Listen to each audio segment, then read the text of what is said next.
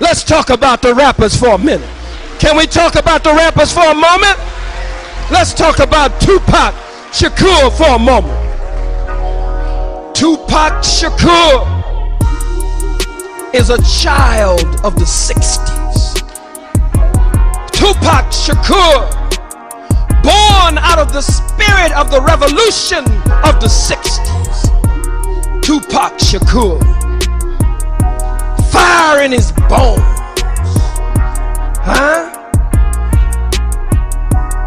boldness and rebellion in his blood.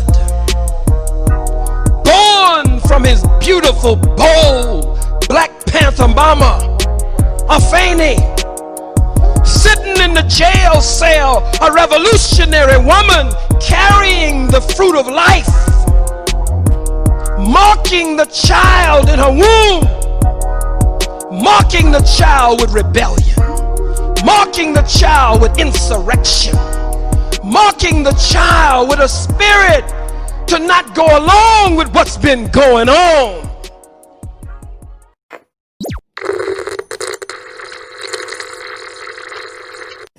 Beat me, young G, with a gift of gab.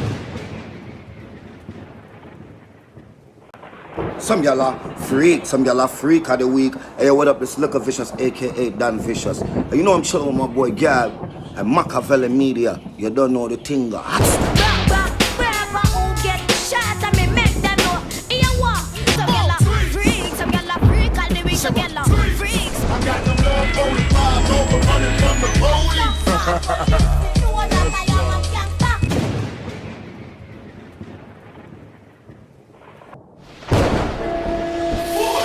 Yeah, me not leave mine. See the heat on me, can't creep up. Only Gab can do it like this. Yo, YouTube, what up? It's your homie Gab, I'm in the building. And this is Makaveli Media. Yo, give it up one time for my homeboy straight from Flatbush, Brooklyn, you know. Give it up for Liquor Vicious, man. Yo, Vicious, what up? What's poppin', baby? Oh, man, everything is good, my brother. Everything is good. You know the vibes. We out here working, man. I'm feeling good. You know how it goes. Yes, sir. I remember, you know, like, watching you come up, man, and I was telling you before, you hear groups like ABC and all of them, Another Bad Creation, they was doing, like, kiddie stuff, but your stuff was, like, grown man stuff from the jump. Yeah, man. What was going on, man? What was going on, bro? I mean, I was outside, man. I was outside young. You know, my mom's worked a job where, you know, she would work from 3 o'clock in the afternoon till 2 in the morning. So it gave me the ability to really, you know, be outside, and everybody I was hanging out with was older guys. You know, I was always the youngest one out the crew. So I learned and caught on quick. Right. I mean, I hear, yeah, it sounds like Freaks and Glocks, you know what I mean? Mm-hmm. And, you know, you with Dougie, man. Shout out to Dougie Fresh, man. And I told a story about how I met you, man, and I actually met Dougie one night, man. It was a beautiful thing, man. But we got to get into, you know, what people want to hear, man. And that's, what was it like recording with Tupac, Biggie, and Big Stretch? Oh, man, it was an incredible experience. You know, when I met Pac, I don't know if you know, a lot of people seen my other interview, but when I met Pac, I didn't even know Pac. I was around, you know, some guys that knew Pac, Haitian Jack, and Tut, and all of these guys, and, you know, he had that song, and he wanted a reggae artist on it, and I was actually at my house, and they sent them to pick me up, which was crazy, because I was actually in the house at the time watching Juice. You know what I mean? I was watching Juice, and the bell started ringing, and I went and answered the bell, and he was like, yo, it's Tupac, tell Vicious come outside. But at the time, you know, I wasn't expecting no Tupac to be coming to get me, so I ignored it for a minute. And then he started ringing the bell. So I'm like, yo, who this? And he was like, yo, it's Tupac. I said, tell Vicious come outside. So, you know, I go look through the window, see a white 3.5i, and that's what, it's 93, 94. So at those times when you're seeing those kind of cars, especially in Flatbush, you know it's about something. You know what I mean? So right. I ended up going downstairs, and it was actually him. He was shooting he was still shooting above the rim, and he still had the scar on his face from being on set when he came to my house. You know what I mean? So I ran upstairs. Right. So I ran upstairs, you know, me just being so young and excited when it called everybody from my block, let everybody know Tupac was outside, brought a couple people out, introduced them to him, and then, you know, from there we went to the studio. We got to the studio. It was so crazy because he took like 2 pounds of weed out of his pants. You know what I mean? That was one of the craziest, things for me to see him do at the time. Like, he reached in his pants and pulled 2 pounds out. So we sitting there smoking, chopping it up. And then that's when Biggie, Low C's, and the whole Junior Mafia walked in. And, you know what I mean? We started really just going in and just getting a song together and see what it was that we was going to do, whether I was going to do the hook or just jump on a verse. So I started doing the hook, and it was like, just do that right now. Actually, to be even more real, I ended up falling asleep for like 2 hours before I was able to record. We were smoking so much weed. Yeah, we were smoking so much weed. I ended up falling asleep for a little while. You know what I mean? We got up, recorded the song. But, you know, I was on tour with Big Pac for a minute. You know what I mean? Whoa, hold on. Wait a minute. You hit that with too much. So, wait a minute. So, you actually hit the road with Pac and Big, too? Yeah, I was on tour with Big, but I did, like, a whole bunch of shows with Pac to where it was like we was almost on tour. But I actually did a tour with Big. It was me, Big, Junior Mafia, the Lost Boys, Buckshot, and Shaheem, the Rugged Child, you know what I mean? And we was on the road for a minute. We was on the road, we probably did like 20 different cities. Wow, man. So look, take us back inside that studio session. We're going to get to that. I want to hear about that too, but so who was all at the studio and where was you guys at? Do you remember where you was at? Yeah, we was in Queens. We was definitely in Queens.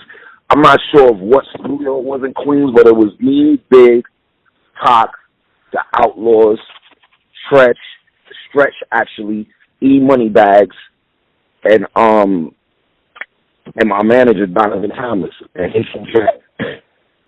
Yeah, so you know what I mean, that's who was in the studio that night. Wow. You know what? You said something to me off air that night. It was wow. You said, yo, I'm thinking about it, and I'm the only cat that's true, like alive that was on that track. And I'm like, whoa, that's damn near true. I think one of the Outlaws was on that with you. I think Edie, he's still here. You know what I mean? Shout out to Edie. So it's just me and him. Out of like, I think it's like how many people? There's like 6, 7 of us on that track. Yo, that's bizarre, man. So what was going through your mind though? Like at the time, like you're so young, like. There wasn't no pressure. It was just exciting, you know what I mean, to be with so many different, like, legends at the time, you know what I mean? Yeah, absolutely. I mean, I was just really excited. You know what I mean? I've always wanted to work with Pac. So for me to have met him the way I did, you know what I mean, it happened organic. So I was just excited. I already knew Big. Me and Big was real close. If you look on the back of Life After Death, you know what I mean, on the credits, I'm on you. You say big up to my man, Lil Vicious. I was supposed to be on this next project, you know what I mean? Rest in peace to the homie. So I was just excited, man, and at that time of my life, man, I just loved music so much that I just was happy that I was working and was able to, you know what I mean, to just be there with so many legends and just really just get to showcase my talent, really, you know what I mean? No doubt about it, man. So you was watching Juice, man. That's bizarre. You was watching Juice and Pac bring the doorbell. Yeah, bro. Gotta be the craziest experience of my life. Yeah. What was it like on the road, though? You brought up, you know, you actually spent some time on the road with Biggie and Tupac. Give everybody an inside look. Like, what was that like? What was their personalities like? Yeah, their personalities was cool. I mean, Pac was a dude that was always talking to you about, you know what I mean, things that was happening in the world and just trying to make you stay focused. And, you know, I kind of got like a lot of my work ethics from Pac, you know what I mean? Just trying to stay in the studio a lot and just grinding and just trying to stay aware of my surroundings and everything that's going on, you know what I mean? And as far as Big was the type of dude that we was always just joking all the time. Like, he never used to call me Vicious. He used to call me Dread, you know what I mean? Because I was Jamaican. So, you know what I mean? He used to always call me wherever he was at. I was always the young dude, but I always had, like, I'm Jamaican. I grew up smoking weed, so I always had weed. So he would always call me, like, yo, Dre, where the weed at? And I just go upstairs, you know what I mean, and go chop it up with him. But to be real with you, as a young kid, man, all the dudes that I was on the road with always, you know what I mean, gravitated to me. Like I was the young dude, but you come to my room, you'll see Mr. Cheeks in there. You'll see Fat Joe. You'll see Jadakiss. Like, you know what I mean? So I was always just that dude that everybody wanted to be around. I guess it's because I was so young, but I still had a grown-up mentality. So it was kind of like, I mean, like amazing to them to just see me in that form. You know what I mean? In real form. Yeah. You're so young.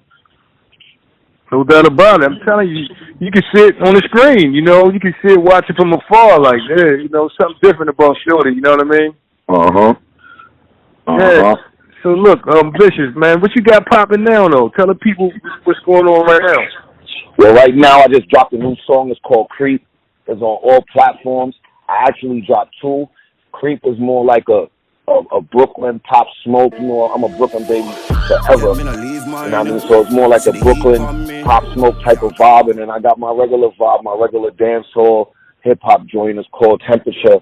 It's out on all platforms. I just shot a video. We're releasing that.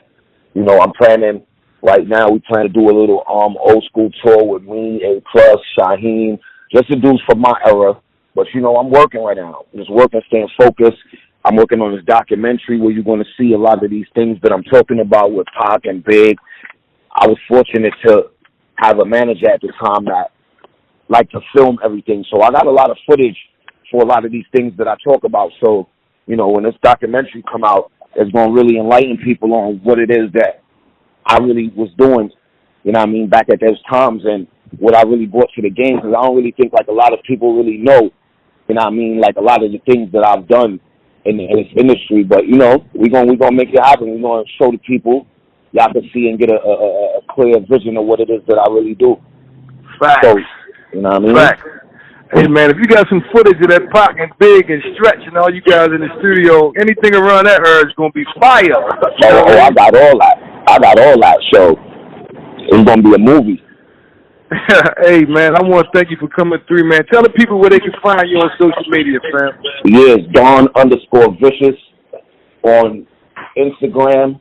Is Don V the Guap Getter on Facebook, and is I Am Vicious. I am Don Vicious on Twitter. Come mess with your boy, man. Come take a look at my life. You know what I mean? We family, so let's get it.